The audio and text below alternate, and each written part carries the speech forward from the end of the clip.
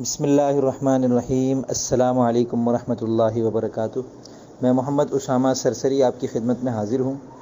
بعض دوستوں نے اچھا سوال کیا ہے کہ شاعری کی بنیادی چیزیں کیا ہوتی ہیں، اور یہ جو آپ اکثر کہتے ہیں کہ پہلے آپ شاعری کی مبادیات سیکھ لیں، تو یہ کیا ہے اور ان کو ہم کیسے سیکھیں؟ ہم تو ایک عرصے سے شاعری کر رہے ہیں اور کسی نے آج تک ہم کو یہ باتیں نہیں بتائیں، تو یہ کون سی باتیں ہیں جو آپ اکثر کہتے ہیں کہ یہ سیکھیں؟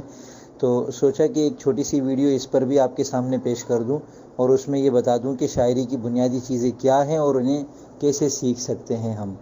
دیکھیں، شاعری کی بنیادی چیزوں میں سب سے پہلے تو یہ آتا ہے کہ ہم شعر کا جو ڈھانچہ ہے وہ سیکھ لیں کہ اس میں وزن شعری ہے، قافیہ ہے، ردیف ہے، اور مصرے ہوتے ہیں۔ دو مصروں سے مل کر ایک شعر بنتا ہے، تو ہر مصرے میں اول تا آخر ایک وزن ہوتا ہے، ایک آہنگ ہوتا ہے، جس کو ہم فعول، فاعل وغیرہ پیمانوں کے ذریعے سے سمجھنے کی کوشش کرتے ہیں۔ اور فعول، فاعل کو سمجھنے کے لیے ہمیں متحرک ساکن اور ہجائے کوتا اور ہجائے بلند کو سمجھنا ہوتا ہے، تو پھر ہمیں ان کے ذریعے سے فعول، فاعل ساری چیزیں سمجھ میں آتی ہیں۔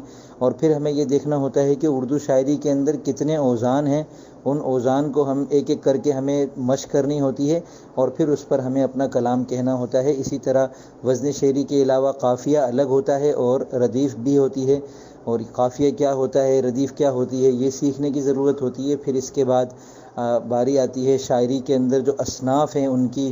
اصناف سخن بھی کہتے ہیں ان کو، اصناف شاعری بھی کہتے ہیں۔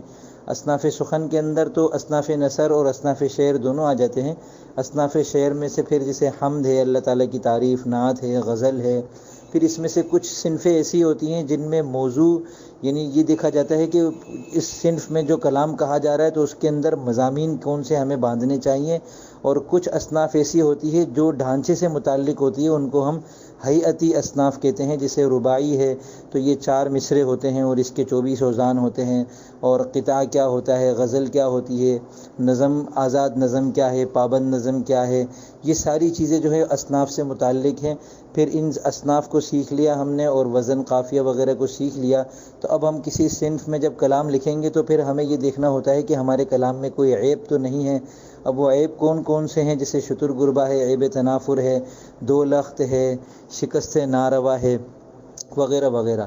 پھر ان عیوب سے بھی ہم اپنے آپ کو ایک ایک کر کے اگر بچانے کی مشق کر لیں تو اس کے بعد پھر ہمارے کلام میں دھیرے دھیرے پختگی آتی ہے، اور پھر ہمیں اپنے کلام کے اندر محاسن، ثنائے، بدائے، تشبیہ، استعارہ، علامت، ان چیزوں کے ذریعے سے اپنے کلام کو مزید بہتر کرنا ہوتا ہے۔ اور ان سب کے علاوہ یاد رکھیں کہ شاعری کے اندر بڑی چیز جو ہے نا وہ بے ساختگی، برجستگی، تاثیر، یہ چیز ہوتی ہے۔ اور یہ وہ ہوتا ہے جو آپ کے اندر سے ایک زبردست قسم کا داعیہ پیدا ہوتا ہے کوئی شعر کہنے کا، اور آپ اس کے آگے مجبور ہو کر ایک شعر لامحالہ طور پر کہہ دیتے ہیں۔ تو اس میں اگر پیچھے آپ نے فنیات پر اور بنیادی چیزوں پہ محنت کر رکھی ہوگی تو آپ کی اس جو بے ساختگی والا جو شعر ہے، جس میں تاثیر تو ہے ہی، فنیات کے آنے کے بعد وہ مقبول عام بھی اس کو حاصل ہو سکے گا۔ ورنہ بہت سے شعراء بیچارے نادانی میں، لا علمی میں اچھا شعر تو کہہ رہے ہوتے ہیں، یعنی ان کے شعر کے اندر برجستگی اور تاثیر وغیرہ تو ہوتی ہے، لیکن ان کے شعر کے اندر فنیات میں خامی ہوتی ہے، شتر گربہ ہوتا ہے، کوئی اور عیب ہوتا ہے، وزن کی خامی ہوتی ہے، بہر درست نہیں ہوتی ہے، قافیہ غلط کیا ہوا ہوتا ہے۔ تو یہ جو چیزیں ہوتی ہیں ہمارے شعر کو خراب کر دیتی ہیں۔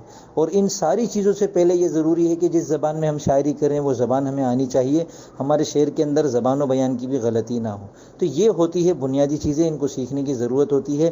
اب سوال یہ ہے کہ ہم انہیں کیسے سیکھیں؟ تو الحمدللہ بندہ کئی سال سے اس پر کام کر رہا ہے، اور بھی بہت سارے لوگ ہیں ماشاءاللہ کام کر رہے ہیں۔ آپ کسی کی بھی خدمات حاصل کر سکتے ہیں۔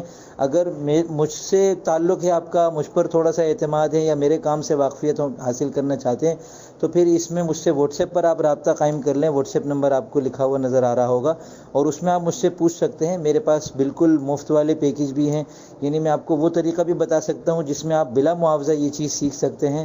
اور اس کے علاوہ اگر آپ مجھ سے براہ راست یہ کورس کرنا چاہیں تو اس کی بھی میں نے مکمل فیس طے کر رکھی ہے، وہ بھی میں آپ کو واٹس ایپ پہ بتا دوں گا، فیس ادا کرنے کا طریقہ بھی بتا دوں گا۔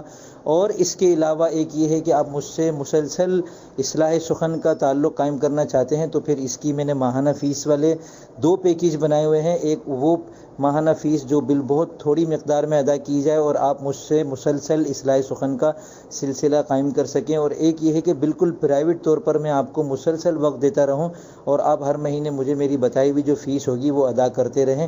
تو یہ میرے پاس ساری الحمدللہ صورتیں ہیں، آپ ان میں سے جو آپ کی سہولت والی صورت ہو آپ اختیار کر سکتے ہیں۔ اس کے لیے آپ مجھ سے واٹس ایپ پر رابطہ قائم کریں، میں انشاءاللہ آپ کو وہاں تفصیل سے اس کا جواب دوں گا۔ میری دعائیں آپ کے ساتھ ہیں، میری محنت آپ کے ساتھ ہے، اور انشاءاللہ ہم ایک دوسرے کے ساتھ اسی طرح تعاون کرتے رہیں گے تو اردو زبان کو بھی ترقی ملے گی، اردو ادب کو بھی ترقی ملے گی، اردو شاعری کو بھی ترقی ملے گی۔ اب میں اجازت چاہوں گا، فی امان اللہ۔